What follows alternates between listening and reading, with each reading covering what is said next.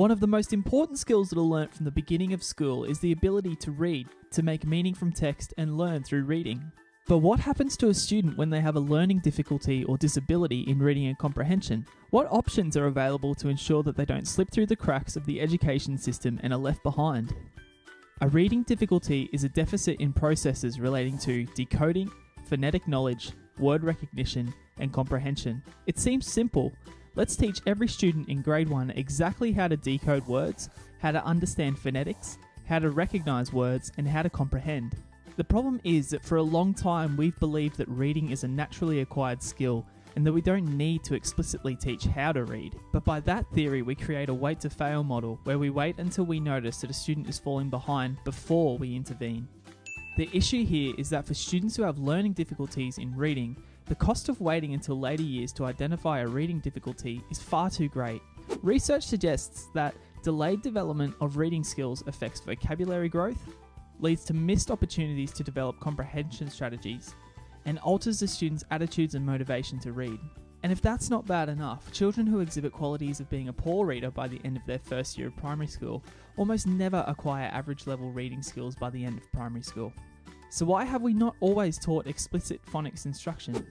The argument around this issue is that explicit phonics instruction is not required because not every student needs the same amount of instruction to be able to read.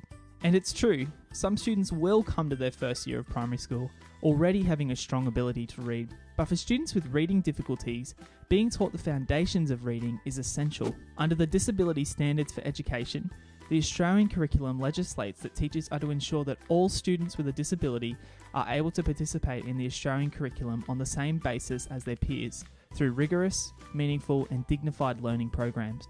Thankfully, in recent years, we've realised that reading is actually a very complex, learnt skill and that explicit phonics instruction is beneficial for all early readers.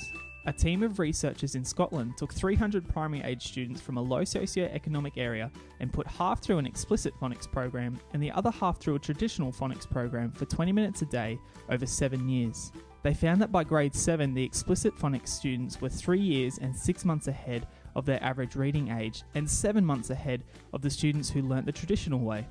Not only that, of the students who were taught the explicit phonics program, only 5.6% were more than 2 years behind the average reading age for grade 7. So how do we let go of our traditional model and push towards a new and dynamic way of reading instruction?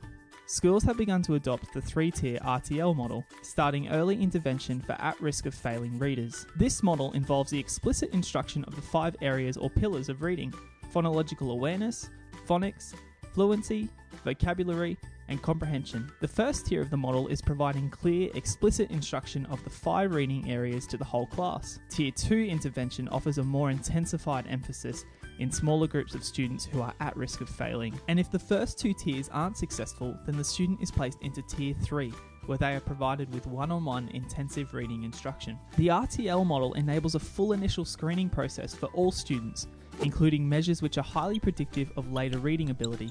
The word identification fluency test has been found to be the most reliable form of assessment and can be seen in the Ed Checkup, which tests oral reading fluency and takes about 15 minutes, and the more comprehensive early reading diagnostic assessment, which tests a multitude of reading skills taking up to 2 hours. However, teachers often have a good idea of what to look for when it comes to reading difficulties. A student with a reading difficulty may be less engaged in reading tasks, less confident in their ability to read, less willing to take risks in reading out new words, frustrated with difficult work tasks, or discouraged by their lack of success. However, no single description or profile can represent all individuals with reading difficulties or learning difficulties as a whole. So what are going to be the best strategies for helping students with reading difficulties?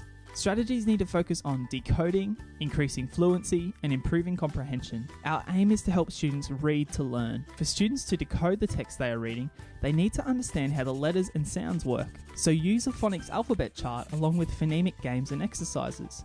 The charts can even be put on the walls around the room for reference in class time. Use mnemonic devices to remember tricky spellings. Make it fun. To build fluency, create reading lists of high-frequency words and run an activity where the student reads as many as they can for 1 minute, noting down how many correct words were read. Doing this day after day will show the student that they are improving and succeeding. Reading aloud together as a class for around 10 to 15 minutes per day can also help the student practice phrasing and intonation. While there are many assistive technologies such as the Speak tool for Microsoft and Mac, and apps such as Claro Speak Plus and Claro PDF Pro, which turns text into speech, making it easier than ever for students to hear written texts. To build comprehension, pre-teach vocabulary used in class by using analogies, synonyms, or visual aids. Have students use a dictionary or check online to confirm their correct use of harder words. Teach students how to generate questions about a text using a KWL chart. Have students think, pair, and share their responses to questions. Help students to make connections to personal experience, knowledge, and previous readings. And with all of our work with helping students with reading difficulties,